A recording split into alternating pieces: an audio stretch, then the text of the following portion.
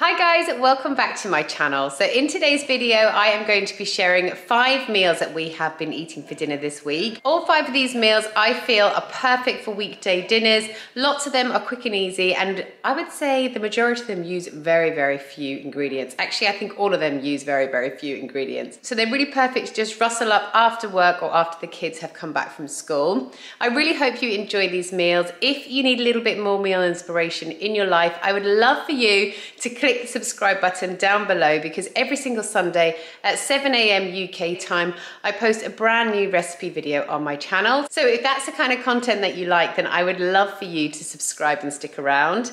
With all that said, I'm just going to jump straight on into this video. As always, I will share the ingredients I'll be using for each meal, and I'll also talk you through the method for how I'm going to cook them too. Thanks so much for watching, and let's get cooking. Right, so for dinner tonight, I'm going to be making a recipe which I went to a Gina de Campo event last week, and they shared this recipe. It's so easy and it's hardly using any ingredients, and it's absolutely delicious. So I've already made this once and I used all Gino's products, but today I am trying a different kind of gnocchi when we have this. This is a Jamie Oliver spinach gnocchi. If you've never tried gnocchi before, it's like it's sort of like a pasta, but it's made out of potato, and it's really, really good. So what you need for this recipe, as you can see, is not many things. I've got some gnocchi. You can get any kind of gnocchi. This is spinach gnocchi, but you can get plain gnocchi if you prefer. And then what I've got here is I have got Gino's. This is tomato sauce with buffalo ricotta in here too. So it's like a creamy chopped tomatoes. And then I have also here got his, this is like a spicy kind of pesto sauce. It's called nduja. I don't even know how to pronounce that. Could you guys help me? What's that say? Nduja. Oh, they said it so many times when I was at the event, but I can't remember how they said it. Nuju. I don't know. Anyway, I'm using that, and then I've also got a big ball of mozzarella cheese here too. So what I'm going to start off by doing is I'm going to get a big pot of water, and I'm going to bring it up to the boil, and then I'm going to pop my gnocchi in there. Gnocchi literally takes a couple of minutes to cook through. Once they start sort of bobbing to the surface, that's how you know they're ready. So while those are cooking, I will just quickly make up my sauce. So I will start off by putting my tomato and ricotta mixture into a pan to just heat that through, and then I'll also just add in just over half a teaspoon of this this paste of Gino's in as well. It's quite spicy, so if you're going to give this to kids, then I think half a teaspoon is plenty of it in your sauce.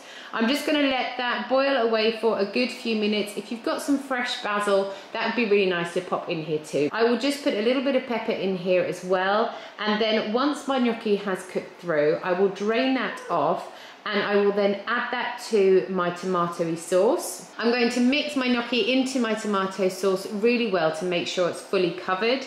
Whilst I'm mixing that through and just heating everything back up, I will be cutting up my mozzarella cheese on the side. So you don't actually want to be adding your mozzarella into your sauce now. What you want to do is you want to just leave your mozzarella and have that as a little topping. So once you're ready to serve, you then want to spoon some gnocchi into a bowl, and then get some of your diced up mozzarella, sprinkle that over the top, add a little bit of really good extra virgin olive oil onto the top of your gnocchi, and then it's ready to eat. This is a really quick, literally 10-minute meal, and it's also relatively inexpensive too.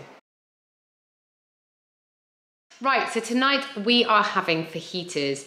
Oh, actually, I'm just going to do some potatoes on the side as well. I'll do some air fryer potato wedges. So that's quite self-explanatory. I'll just cut my potatoes up into wedges shape, and I'll just pop them into my air fryer for 20 minutes on 204 degrees centigrade, and they cook perfectly. And then what I'm going to do here is I am going to do some steak fajitas, so a little bit differently this time, and I'm going to make my own salsa and also my own guacamole too. So what I have got is, for my salsa, I'm going to do some tomatoes. I will use some of this onion, but I'll use the rest for my actual fajita mix, and then I'll also use the juice of this lime. And then for my guacamole, I will use 1 avocado, and again a little bit of the juice of this lime too.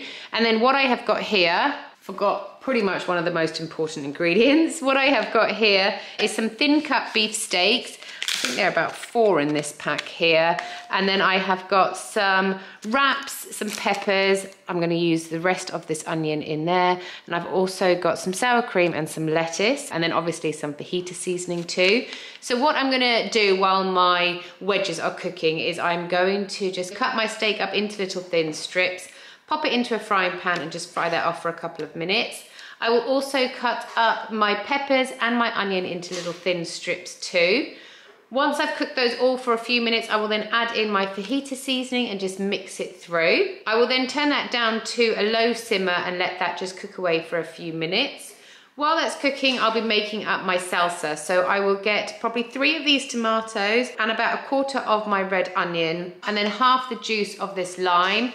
I'll pop it into my little onion blitzer, give it a really good blitz up, and that is the perfect salsa for you. I will also, like I said, make my own guacamole, literally just by squashing my avocado down and adding the other half of my lime juice to that, along with a little bit of salt and pepper too. Once you have made all that, your meal will be ready. So all you need to do then is get your potatoes, pop those onto your plate, and then with a wrap, I like to have a wrap, put some salsa, guacamole and sour cream on the bottom, lay a couple of lettuce leaves on top of that, and then spoon on some of your beef and pepper mix on top of that. Then you just want to fold the bottom up, wrap the 2 sides together and enjoy.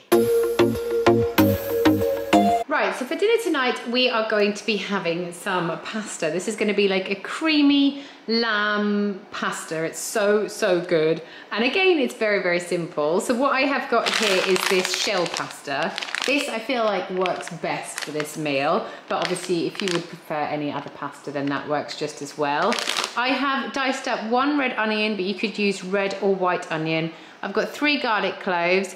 In here I've got 200 mils of lamb stock, and then I have got some single cream and some lamb too. So what I'm going to start off by doing to make this meal is I'm just going to boil up some water, and I'm going to put my pasta into the water to just cook through. While that's cooking, I will then start sauteing off my onion and crushed garlic for a couple of minutes before adding in my lamb mince to brown off. Forgot to show you that I'm also going to actually add a bit of rosemary in here as well, just some dried rosemary to give it some really nice flavour.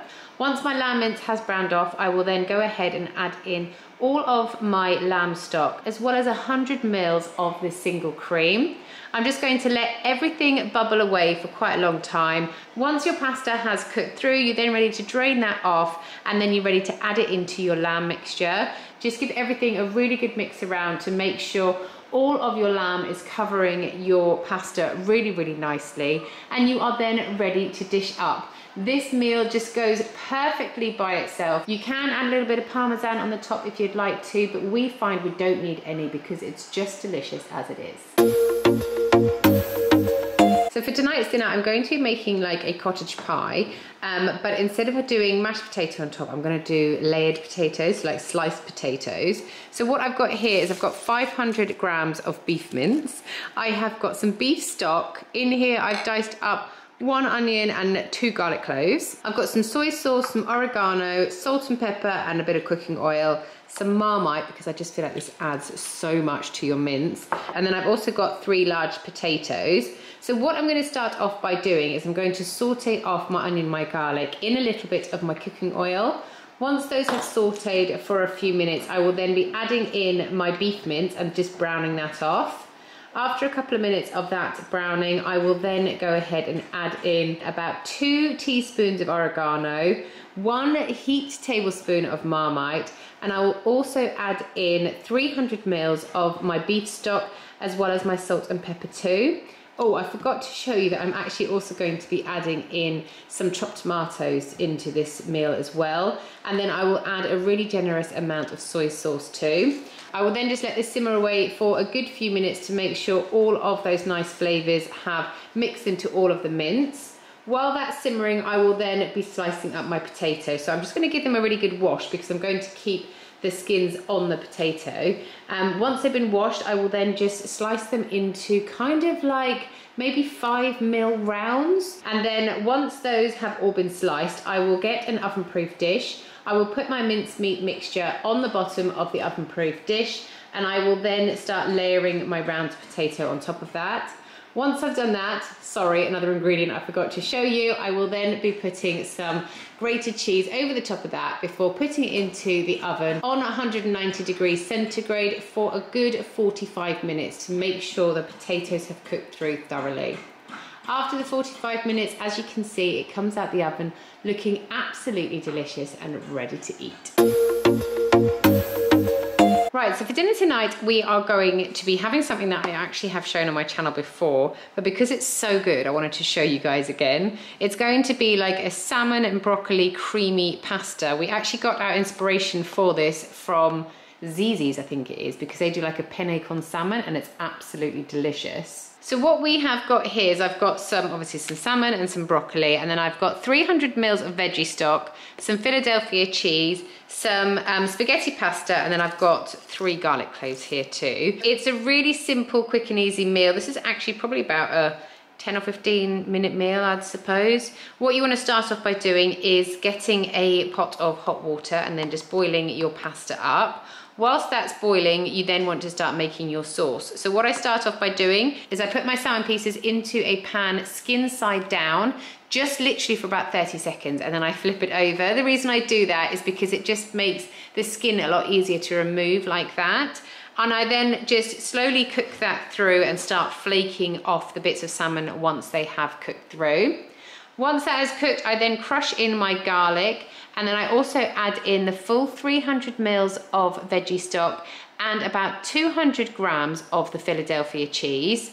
Once that has combined, I will then add in my broccoli florets, and as you can see, I've just cut these up into little kind of like bite-sized chunks, and I'll just let that simmer away for about 5 minutes or so until your broccoli is a little bit al dente. Once your broccoli is cooked through like that, your pasta will then be ready to drain off. Once your pasta has drained off, you can then add it to your broccoli and salmon sauce, toss everything together and serve up. You can serve this with a little bit of Parmesan cheese on top, or just as it comes to. So those were the 5 meals that we had this week. I really hope you enjoyed them. Thank you so much for watching, and I'll see you guys next time. Bye.